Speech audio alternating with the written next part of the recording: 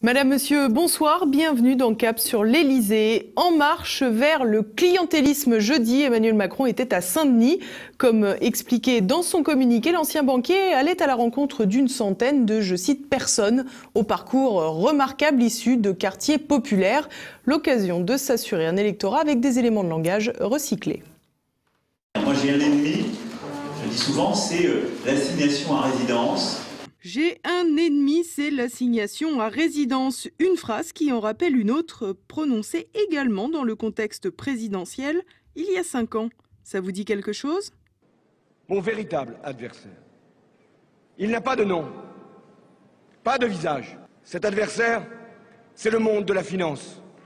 Et oui, décidément, le banquier Rothschild endosse bien Emmanuel Hollande, son nouveau nom prononcé par François Fillon jeudi. En effet, après le rapprochement de Manuel Valls vers le mouvement En Marche, il est bien difficile de ne pas voir le gendre idéal En Marche comme le digne successeur de François Hollande. D'ailleurs, à ce titre, le déplacement d'Emmanuel Macron à Saint-Denis, en banlieue parisienne, n'a pas démérité. Les efforts pour employer les vieilles méthodes clientélistes de la gauche dans les quartiers défavorisés étaient à l'honneur. S'affichant comme opposant premier au Front National en voulant lutter contre la pauvreté, Macron a joué de la mandoline égalitariste devant un public conquis, mais trié sur le volet. Les gens qui ont pris la vague de la mondialisation à cette époque-là, qui travaillaient dans le textile, dans la sidérurgie ou dans les mines, moi je viens d'une région qui a été frappée par ça, ils sont tombés au chômage, on ne les a jamais reformés à faire quelque chose d'autre.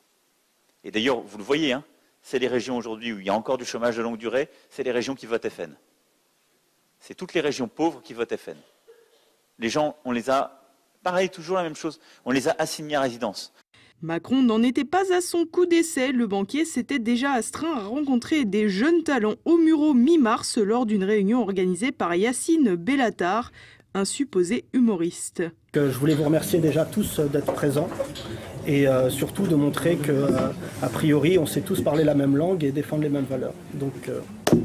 On remet l'évaluation chaque année au primaire et dans les zones d'éducation prioritaire, en CP et CE1, on fait 12 élèves par classe.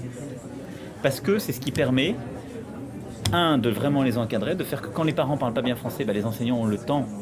Ils adaptent la méthode, c'est pas les méthodes qu'on appelle globales qui permettent d'apprendre quand les parents maîtrisent pas bien le français, c'est pas vrai parce que c'est des enfants qui arrivent parfois avec 200 mots de vocabulaire. Alors que les autres enfants, même beaucoup plus. Et il y en a qui arrivent, ils savent lire, écrire, compter en CP. Bon. Quand les parents n'ont pas fait d'études, ou quand les parents sont dans un métier technique, ils pensent que, d'abord, ils savent pas conseiller leurs enfants, et ils vont envoyer leurs enfants vers les mêmes formations qu'eux, même s'ils ont fait des meilleures études.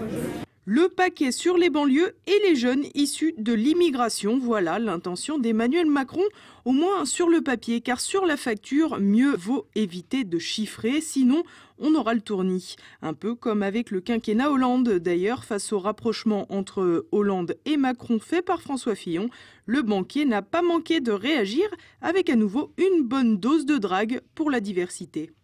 Je crois que ces messieurs, parce qu'il y a surtout des messieurs, vous l'aurez noté, il y a surtout des mâles blancs de plus de 50 ans. Un commentaire qui plaira sans doute aux banlieues, mais aussi à Delphine Ernotte, la patronne de France Télévisions. Je pense qu'il faut impérativement que France Télévisions soit à l'image, résonne avec son public. Et honnêtement, en arrivant, mon premier constat, c'est que ce n'est pas le cas. On a une télévision d'hommes blancs de plus de 50 ans. Et ça, il va falloir que ça change.